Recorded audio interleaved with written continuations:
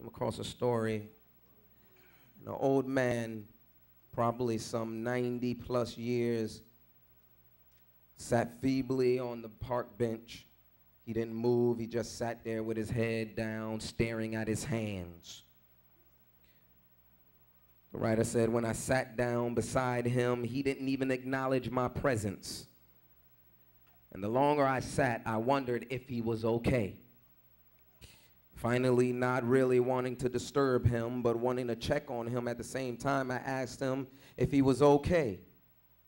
He raised his head and looked at me and smiled. He said, yes, I'm fine. Thank you for asking. He said that in a clear, strong voice.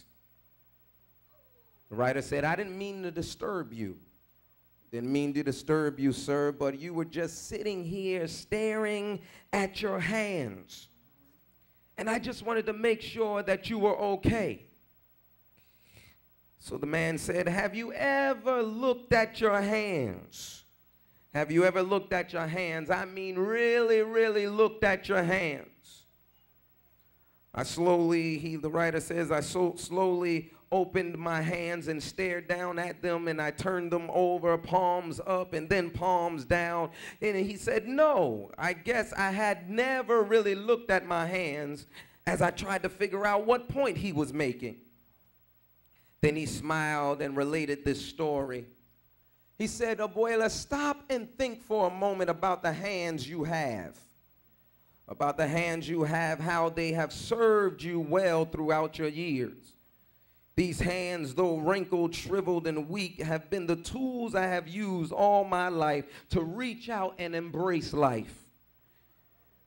They braced and caught my fall when I was a toddler. As I crashed upon the floor, they put food in my mouth and clothes on my back. As a child, my mother taught me to fold them in prayer.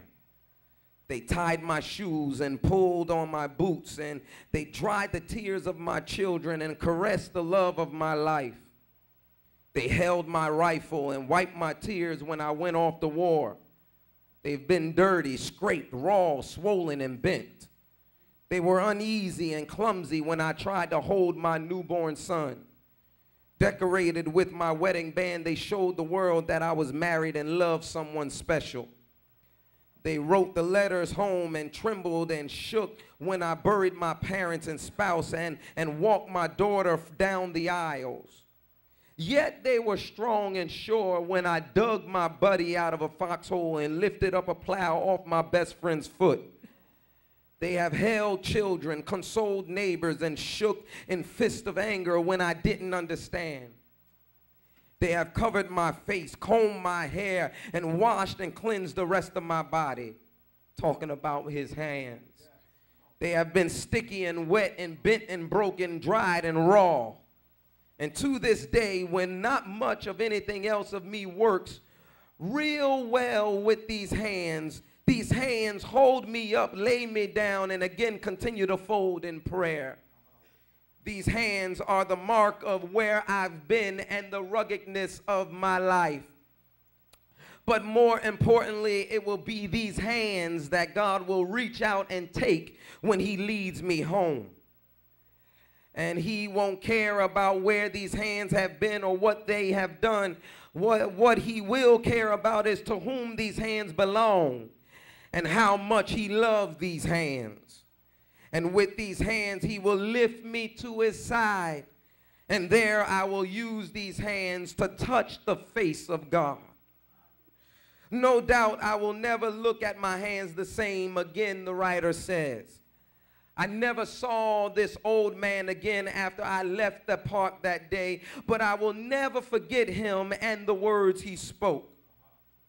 When my hands are hurt or sore, or when I stroke the face of my children and wife, I think of the man in the park. I have a feeling he has been stroked and caressed and held by the hands of God. Now, when I reflect on this story, Sister Denise, I think about how much we take what God has given us for granted. Talk back to me. Instead of appreciating the body, particularly the hands, we overlook them and the power that it displays.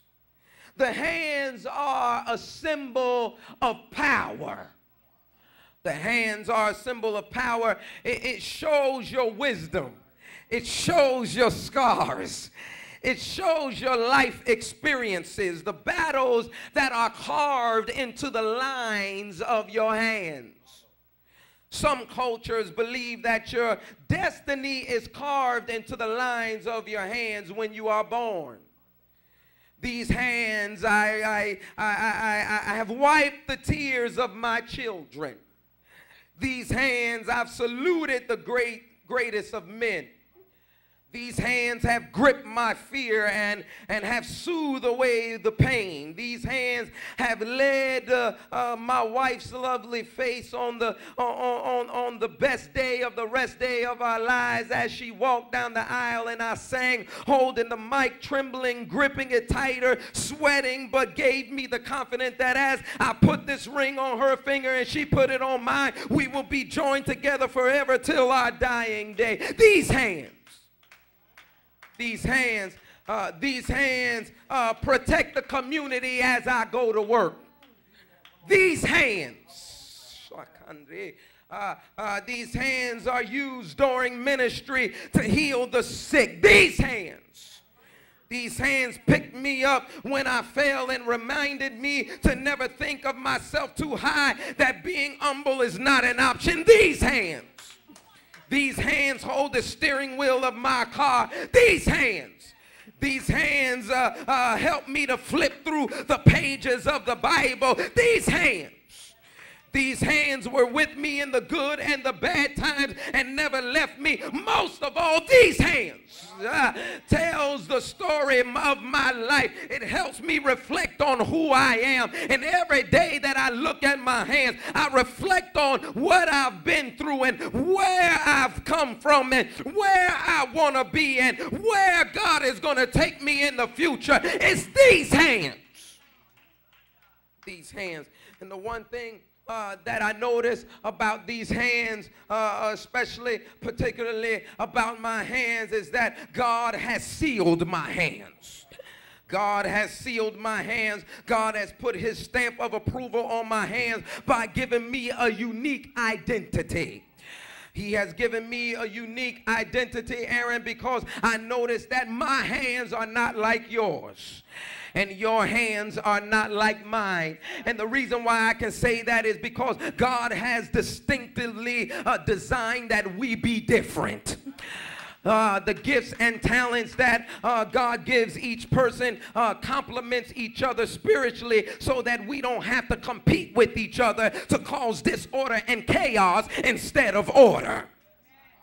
So I don't have to be jealous of you, and you don't have to be jealous of me, because we work together even though we are different.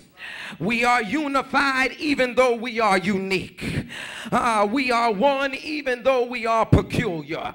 Where do you get that from? 1 Corinthians chapter 12. Now there are diversities.